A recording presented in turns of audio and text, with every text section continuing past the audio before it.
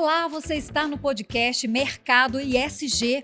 O meu nome é Kátia Soares. No contexto global de escassez hídrica e eventos extremos, Belo Horizonte se torna palco de um dos debates mais importantes do ano, o Seminário Internacional Águas para o Futuro, que reúne lideranças de mais de 28 países, especialistas e representantes de entidades como a Unesco. O tema será Cidades Resilientes no enfrentamento das mudanças climáticas, como preparatório aí para a COP30. Comigo, o idealizador do seminário, Breno Caroni, ele que é presidente do IDESCA e coordenador de estratégias de recursos hídricos do Instituto Espinhaço. Muito bem-vindo, Breno. Obrigado, Kátia. Agradecer você, ao Diário do Comércio, pela essa oportunidade. A gente está aqui falando um pouquinho desse importante evento que vai acontecer aqui em Belo Horizonte, Minas Gerais. Isso mesmo, achei importantíssimo. Vai acontecer exatamente ali na Semana do Mundial do Meio Ambiente, né? E um evento que trata de um bem que é de interesse de todos nós, que é a água. Não somente ela, mas a partir da água é um tema importantíssimo. Mas conta para mim primeiro um pouquinho assim, como é que foi concebido esse evento que já está em qual edição? Olha, nós já estamos aí para a sexta, né? Edição do evento nosso. É bom frisar, nós começamos ele em 2013, ali numa discussão muito voltada à bacia do Paraopeba. Sim. E depois o evento foi cada vez engrandecendo mais, entrando nessas políticas não só regionais, mas a política nacional e a política mundial. Esse tema, como você diz muito bem aqui, essa questão da escassez hídrica. A gente lembra muito bem que em 2014 e 2015 nós tivemos um problema aqui grave de escassez hídrica no Brasil, principalmente aqui em Minas Gerais. Então, é um tema que está sempre atual e que nós temos que cuidar, que é o maior bem que a gente tem, que é a água. É verdade. E conta pra gente assim, eu vi o site de vocês, a comunicação de vocês, me parecia uma programação muito bem construída, né? Vocês estão trazendo aí pessoas de fora, mas também dando espaço aqui para a turma de Belo Horizonte, do Brasil, né? Como que vocês estão construindo essa programação? Então, essa programação nós estamos trazendo sim, vão ser 28 países que vão estar presentes. Desses países que estão vindo são representantes do PHI, que é o Plano Hidrológico Internacional da Unesco, né, são representantes deles, representantes do ISARMES.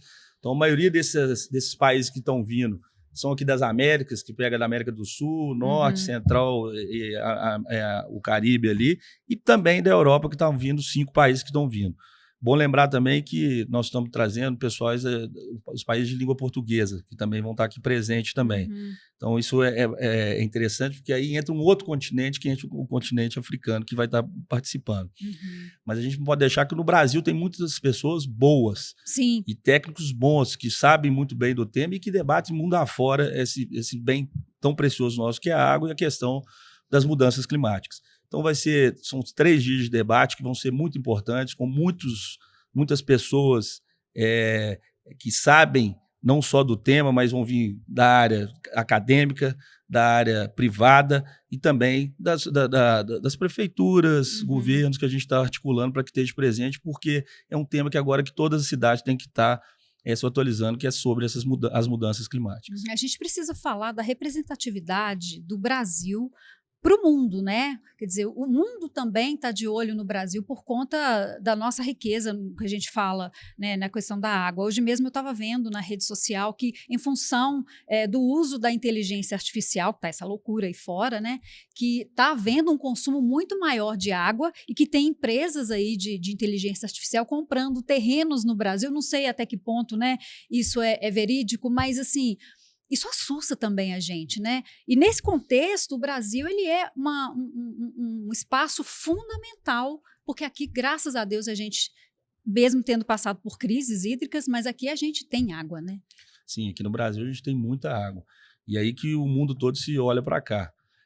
Eu acho que isso que você está falando da inteligência artificial que estão comprando áreas aqui no Brasil, eu chego até a não duvidar um pouco. Porque eu penso o seguinte, do jeito que vai caminhando, a água pode ser uma futura terceira guerra mundial. Porque é o bem comum, tudo precisa da água. A indústria precisa da água, o ser humano, né, nós todos precisamos da água, os municípios precisam da água, enfim, todo mundo precisa de água. Então, se esse bem tão importante, a gente deixar ele... a gente matando os nossos rios, a gente não cuidando do saneamento, isso vai acabar. E isso vai trazer um problema enorme, não só para todo cidadão, mas a indústria que precisa desse bem comum também. E a gente precisa da indústria também, né? Muito. A gente, é muito comum, né, a sociedade falar mal da mineração ou mal da indústria, ou a forma como as grandes empresas consomem água, que a gente sabe, né, que são os maiores consumidores. Mas não adianta, a gente precisa deles. Sim. Então a gente tem que caminhar junto, de uma forma que seja bom para todo mundo, né? Mas que todos possam, né, de uma vez por todas, priorizar o meio ambiente e a gente saber lidar com ele, né? E assim, a importância de termos aí instituições como a Unesco presente nesse evento é importantíssimo também, porque você divulga também o nosso potencial, mas também leva para o mundo, né, os anseios e os desafios da água, né? Sim, isso é importantíssimo. Eu quero falar um pouquinho do que você falou aí da questão da indústria. Eu acho importantíssimo a gente frisar isso mesmo, porque tem a indústria nossa, e a indústria nossa é muito séria no Brasil. Pode ter acontecido erros, né? Mas não, todo mundo está se preocupando muito com essa pauta de meio ambiente, e é bom a gente frisar isso. E a indústria mineira não faz diferente. Ela está preocupada, ela quer cuidar do meio ambiente, e eu não tenho dúvida que só com essa união das forças, seja a indústria, a sociedade civil, né, o poder público, que a gente vai conseguir. Referente à pergunta que você disse também sobre a questão da Unesco, sim, é um papel importantíssimo, já é a quinta vez que a Unesco está aqui com a gente presente nesse evento, o PHI, que é o Plano Hidrológico Internacional, é muito importante porque ela leva essa discussão uma realidade do país que é continental, como é o Brasil, ela leva uma realidade mostrando para o mundo o que a gente já vem fazendo aqui, porque muitas das vezes passa uma imagem que a gente não vem fazendo, e a gente vem fazendo. Está se né? movimentando, né? Está tendo articulações, muito, né? Muito. Eu acho que assim, o Brasil é muito mais referência que outros países aí que se colocam como referência nessa pauta ambiental. Claro que temos os problemas que nós falamos aqui. Tem problemas, às vezes, de desmatamento legal? Tem esse problema. Queimadas, mas por aí tem vai. também, mas também a gente vem fazendo um trabalho muito grande de recuperação dessas áreas degradadas. Ali no centro-oeste brasileiro mesmo, vem fazendo um trabalho muito forte em Goiás, Mato Grosso do Sul, do replantio e o cuidado com os rios. Então a gente tem que também estar passando e louvando e mostrando o que está sendo feito aqui também. Não só o que é ruim, né? Então a gente tem que mostrar o que é bom, que tem muita coisa boa acontecendo no Brasil. Eu até trouxe você nesse programa ESG, porque esse já acho que é o 3º ou 4º programa que a gente grava com esse tema, e é uma sigla que está na moda. Agora está bonito para as empresas falarem do ESG, apesar de o conceito em si não ser novo, né? Mas a gente precisa entender também que existe uma legislação puxada no Brasil, né, para as empresas. Nós temos o aspecto da legislação que é pesado, mas nós temos também, lá na ponta, os consumidores, os clientes, a sociedade cobrando também das empresas, né? E nesse sentido, eu acho que eventos como esse vai ter exemplos interessantes, vai ter debates interessantes, até para inspirar. Eu acho que tem muita gente meio perdida, assim, o que a gente faz para a gente seguir, para a gente entrar aí no esquema do ESG, como é que eu faço para cuidar da minha água, como é que eu faço para transformar isso em algo bonito para colocar lá fora, mas que não seja só um discurso, que seja prática, porque também a sociedade sabe quando é só um discurso, não é isso? Então, assim, detalhe um pouquinho mais sobre essa programação que vai ter, assim, porque quando vocês sentaram, assim, para falar da programação, o que vocês pensaram? Nós vamos trazer exemplos, a gente vai trazer pessoas, a gente vai trazer empresas, a gente vai trazer poder público. Então, em todas as edições que a gente fez, a gente sempre quis discutir e mesclar mesmo, a gente trazendo a sociedade civil, que tem um papel importante, o poder público e o setor privado, que é importantíssimo, que é a pujança do nosso país. A gente pensar o Brasil hoje, o que a gente vive, a parte econômica nossa, a matriz mais forte econômica nossa, vem da agricultura e vem da mineração, da onde que sai. Então a gente não pode esquecer disso. E aquilo que eu disse antes, tem pessoas sérias e pessoas que não sérias. Isso tem em toda a profissão. Todas as áreas. Todas as áreas tem. Então, nos temas, a gente quis abordar essa questão. Uma coisa que vai ser pautada, que vai estar dentro do cronograma nosso, é a água e a mineração, que nós vamos estar discutindo aqui, porque nós estamos em Minas Gerais, estamos no quadrilátero ferrífero, então a gente tem que discutir isso sim. Né? Vamos discutir a pauta toda de mudanças climáticas com as cidades, que é uma pauta que a gente acha que a gente tem que estar discutindo, os prefeitos têm que entender que algumas coisas que têm que ser feitas e que são urgência. Achei interessante o nome, né, do tema, cidades resilientes no enfrentamento das mudanças climáticas, né? A gente viu aí e está vendo ainda, né, coisas terríveis, acidentes ambientais acontecendo, né, e naturais também, como aconteceu no Rio Grande do Sul, nossas enchentes Brasil afora. Então, é uma maneira. Aqui em Belo Horizonte, aqui tem, né, quando chove demais, a coisa pega, né? Então, assim, é enfrentar mesmo, arregaçar as mangas e enfrentar essas mudanças climáticas, né? Isso, a gente pôr isso como uma pauta dos municípios mesmo, né? Igual a gente tem o plano de saneamento, os planos que tem que fazer estratégias do município, a gente pôr essa questão como mudança climática como uma coisa estratégica, que entra, que é a questão dos rios, entra a questão do saneamento, entra essa questão mesmo né, que a gente aí vê mais em capitais, em cidades grandes, que é a questão do desbarrancamento, das enchentes. Então, isso tudo a gente tem que começar a cuidar. E é bom a gente lembrar que o Rio Grande do Sul está fazendo 1 ano agora daquele desastre, que foi uma coisa horrível que aconteceu no Brasil e marcante, né? E aconteceu no Rio Grande do Sul. E aconteceu o mundo afora, na Espanha, na Itália, toda hora a gente vê isso. Então, esse debate com as cidades é muito importante. E aí, se você me permite, eu quero até frisar aqui e agradecer a AMM, que é uma parceira nossa, que vai estar no evento, e que é a Associação dos Municípios de Minas Gerais. Né? Então, eu acho que vai ter uma presença muito maciça desses prefeitos e secretários para eles entenderem um pouco, discutir e levar o que é a realidade do seu município, porque muitas das vezes a gente pensa uma política que é macro, mas aquilo às vezes no município não funciona daquela forma. Então, a gente tem que pensar bem no local também. A gente não pode pensar uma coisa grande que às vezes o local vai ter que ser de outra forma. E especialmente quando você lida, por exemplo, uma coisa é você pensar nessas políticas públicas, né, em centros urbanos como Belo Horizonte, Contagem, Betim, essas cidades aqui do entorno, região metropolitana ou cidades desenvolvidas. Mas outra coisa é você ir lá no Vale de Jequitinhonha, numa cidade pequena, que não tem muito estímulo, que eles estão, né, lidando ali com questões muito de subsistência mesmo, né? E como se falar em questões de futuro da água, né? Porque às vezes eles não estão conseguindo lidar com o básico, mas eu acho que todo início é importante. Eu acho todo início, toda conversa nesse sentido. Se você conseguir plantar a sementinha hoje para ela germinar daqui a um tempinho, já está ótimo. E a ideia nossa é essa. Por isso que a gente quer esse envolvimento, para a gente mostrar que é possível. E que às vezes os municípios, como você disse, no Vale de Jequitinhonha, no norte de Minas, que às vezes acham que não tem como eles estarem envolvidos nessa pauta, ao contrário. Acha que não é problema deles, mas é de todos, né? É de todos nós, as bacias hidrográficas que estão ao redor dele, essa questão do saneamento que eles têm que pensar. Enfim, a energia renovável hoje, que, de certa forma, além dela ser uma energia limpa, também ela traz riqueza. Então, esses lugares têm que pensar também nisso também. É uma forma de renda também que pode estar vindo para esses municípios. Essa questão da matriz energética também nós vamos estar discutindo dentro da transição energética dentro do evento. Então, assim, uma pauta muito diversificada e que vai atender todos, né? Eu acho que nós vamos fazer um debate de alto nível aqui em Minas Gerais, como um preparatório mesmo, levando alguma coisa de Minas para a COP30. Entendi. E quais são, assim, as boas práticas brasileiras? Não vou nem restringir aqui, porque é um seminário, a gente está falando de um evento internacional, né? Quais são as práticas brasileiras que você acha que pode inspirar aí os participantes de outros países? Olha, essa questão mesmo da recomposição que a gente vem fazendo aí nas bacias hidrográficas, aí eu vou puxar até um pouquinho para a gente, que o Instituto Espinhaço vem fazendo. Sim. Isso é uma prática que, inclusive, nós ganhamos um prêmio, que foi lá na Austrália agora, que recebeu um prêmio dessa questão do Araguaia, desse projeto do Araguaia que está acontecendo em Goiás. Ou seja, no Centro-Oeste, onde que é o celeiro da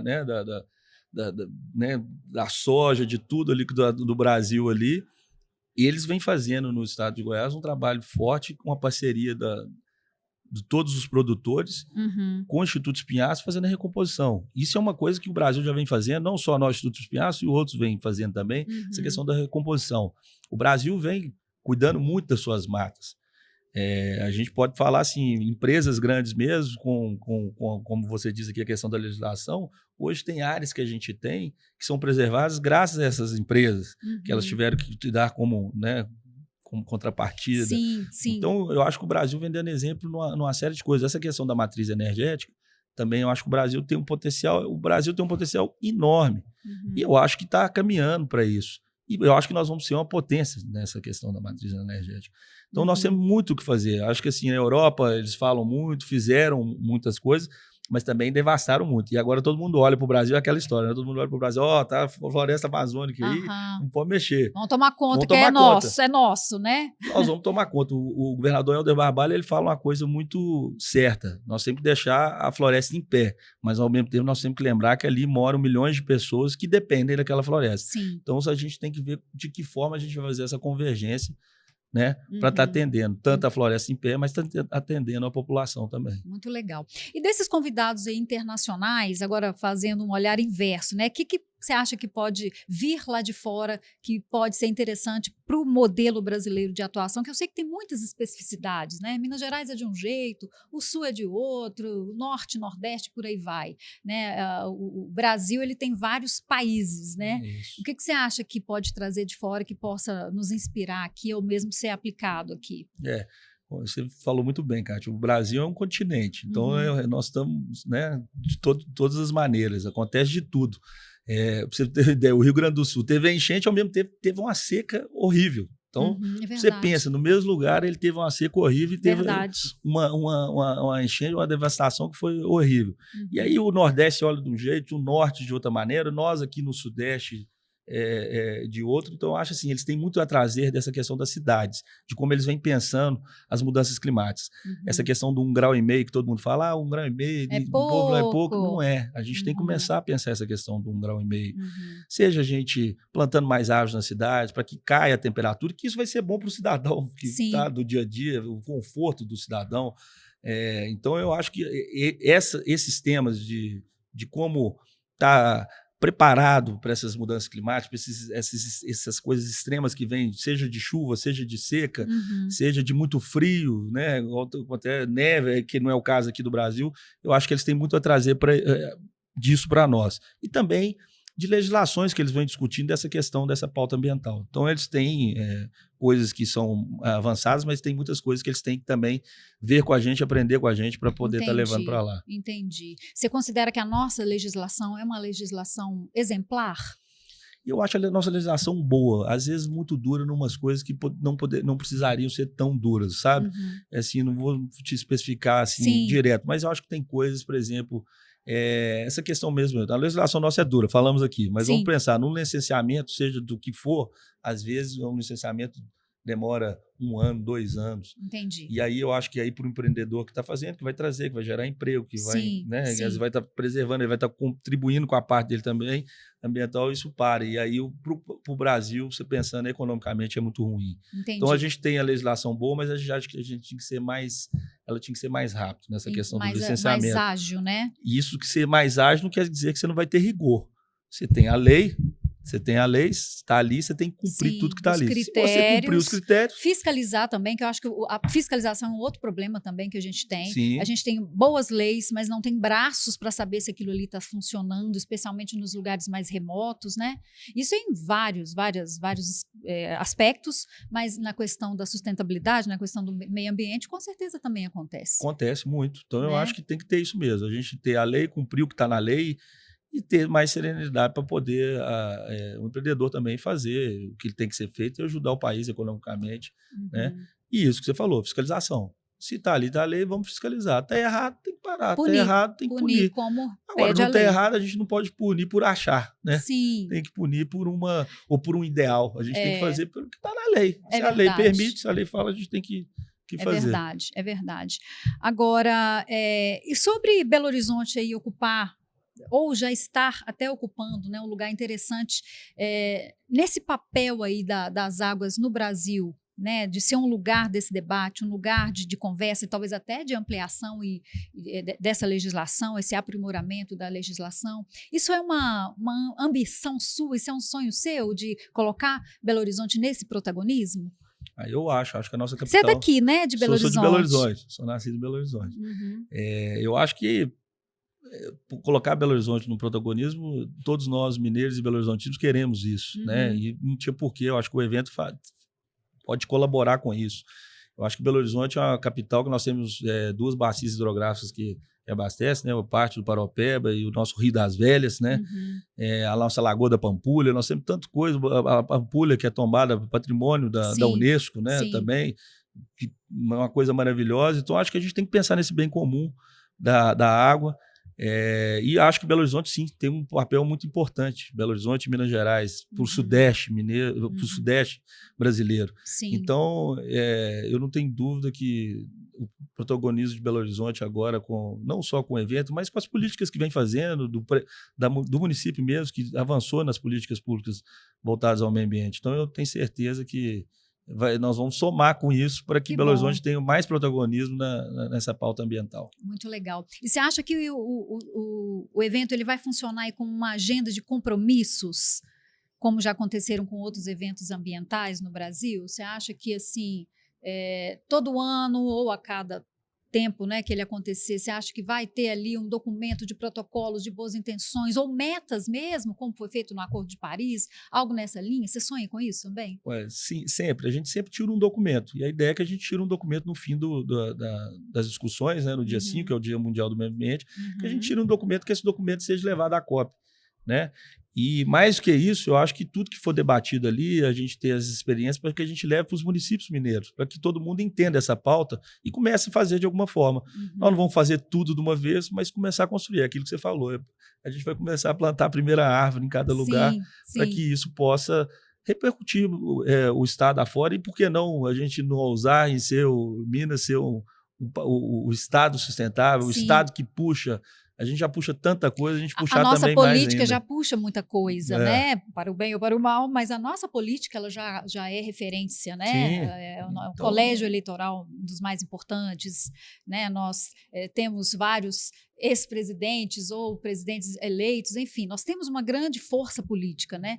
E é claro que até pelo nosso tamanho, a gente tem também uma grande força quando o assunto é meio ambiente, né? E precisamos dar voz a isso, que eu acho que esse é o papel que você está cumprindo, e é isso que nós estamos tentando fazer, né? Vamos fazer, eu tenho certeza que vamos. E, como você disse aqui, nós temos muitos políticos e a importância de Minas Gerais é estratégica para o Brasil, sempre, né? Sim. É estratégia, é o estado que representa o Brasil como um todo. Então, não tem dúvida que nessa pauta também nós vamos estar dando mais exemplo ainda e levando para frente. Entendi. Agora, conta para a gente, assim, qual que é o papel do IDESC lá do Instituto Espinhaço nessa articulação, nessa engrenagem? Isso vem... O trabalho nosso dentro do Instituto Espinhaço, a gente vem fazendo um trabalho, já como eu te disse aqui, no Mato Grosso do Sul, Goiás, no Araguaia, que esse foi que nós ganhamos o prêmio agora lá na Austrália. Iniciamos agora um trabalho no estado do Rio de Janeiro. Aqui em Minas também nós temos alguns municípios que a gente já faz esse trabalho.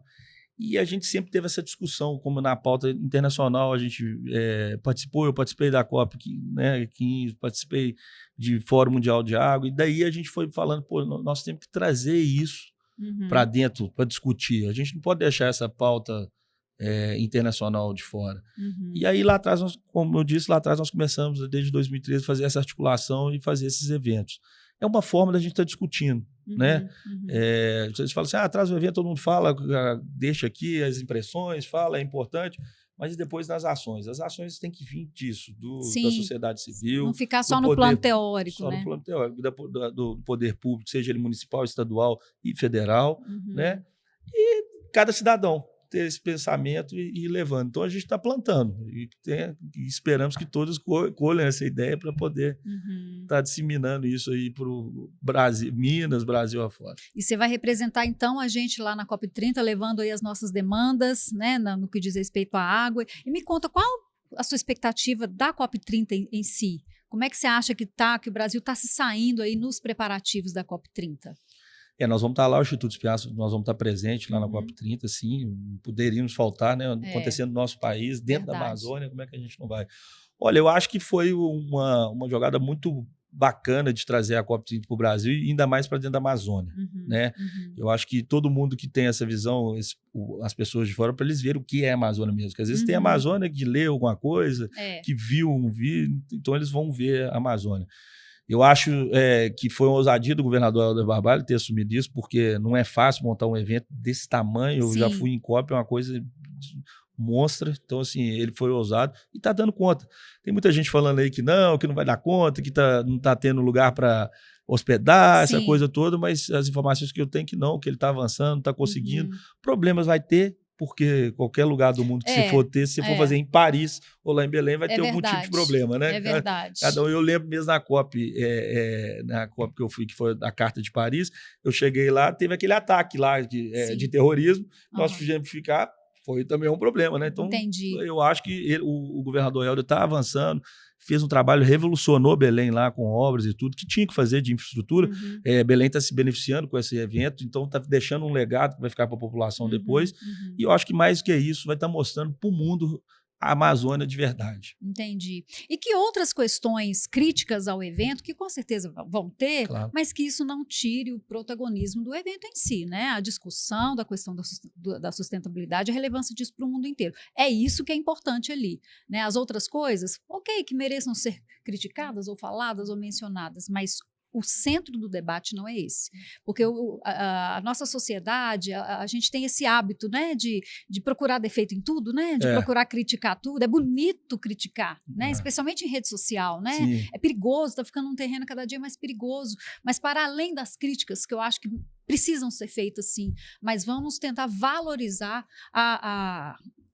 né, um evento como esse, deste porte, acontecendo no Brasil, essa oportunidade da gente ser o centro, assim como Belo Horizonte, né, agora está sendo o centro do país todo, de 28 países para a questão das águas, a COP30, né, muito mais além, é claro, desse nosso evento, mas ela vai representar muito. Eu espero e eu acredito que ela vai trazer avanços incríveis.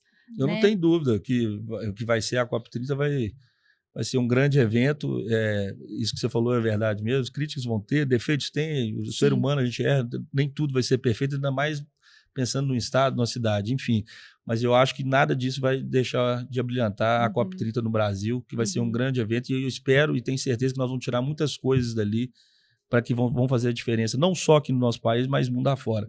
Com muita coisa, a única coisa ruim que não está é que os Estados Unidos agora, né, já saiu de novo dessa questão do tratado, mas eu não tenho certeza que com a Europa, a Ásia, enfim, todo o mundo inteiro vai estar aqui presente e vai ter discussões. E lembrar que os Estados Unidos saiu, mas vários estados vão estar presentes lá, porque a legislação, os estados têm a independência, né? Então vários estados vão estar, como o estado de Nova York, o estado da Califórnia, e outros estados vão estar presentes que são muito fortes nessa questão de mudanças climáticas, né? Nova York mesmo, que é uma ilha, ele tem um papel e faz um trabalho fantástico nessa questão de mudanças climáticas. Então, eu acho que também é bom frisar que de todo ele não está tão fora assim, né? Nem se ele quiser, né? Não está tão fora assim. Verdade. E me conta, assim, o que é preciso fazer para que as pessoas participem desse evento tão importante, Águas para o Futuro, né? As inscrições, como é que vai funcionar isso? Olha, Kátia, com uma surpresa que é muito boa, né? Nós estamos com poucos dias aí com as inscrições abertas, acho que um pouco mais de uma semana, nós já estamos com 400 inscrições. Então foi muito bom, a gente está muito feliz, né, com esse acolhimento. As inscrições pode fazer pelo site do evento. O evento vai ser do dia 3 ao dia 5, né? Vai acontecer no Minas Tênis Clube, ali no auditório do Unimed, na Rua da Bahia. Sim. Vamos ter toda a estrutura, vai ter tradução, né?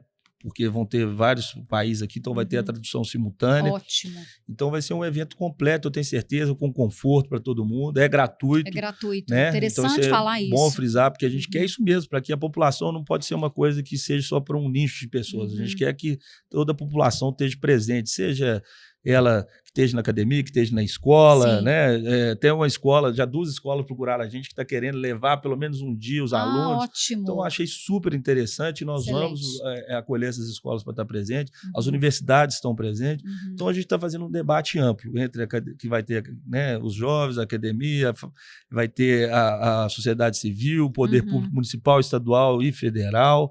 Né? Então, a parte também do judiciário está indo, que nós estamos conversando, que eu acho que a gente tem que fazer, que é onde muitas horas aplica a lei, que é o que a gente estava falando aqui. Então, eu acho que vai ser um evento completo. Envolvendo a sociedade, várias esferas da sociedade, né? Sim, temos que envolver toda a sociedade. Então, eu quero convidar aí todos aí, né? Agradecer mais uma vez e convidar todos aí que possam estar presentes no nosso evento. Quem não puder estar presente, ele vai ser transmitido, né, simultaneamente lá o evento. Então, pelas redes sociais pelo e pelo canal do YouTube. Ótimo. Então, vai estar para todo mundo aí estar participando. Ótimo, maravilha. Agora, o evento ele acontece exatamente, né, na semana ou no Dia Mundial do Meio Ambiente, que é no dia 5 de junho, né? Então, acontece ali nos dias. E eu queria que você deixasse uma mensagem final sobre a importância do Dia Mundial do Meio Ambiente, né, no contexto desse evento, no ano da COP30, né? Então, são tantas datas importantes, um momento tão importante. Então, eu queria que você falasse realmente uma reflexão para o nosso público. Eu acho que, como nós falamos aqui, falamos de tudo, eu acho que todos nós aqui temos que refletir pela essa pauta de meio ambiente, porque ela vai chegar a uma hora perto de você, seja onde você estiver. Então, é uma coisa que a gente tem que preocupar muito, que a gente tem que estar se envolvendo. E cada um pode envolver um pouquinho, seja na separação do lixo, seja no cuidado com a água, de não desperdiçar a água, seja às vezes plantando uma árvore.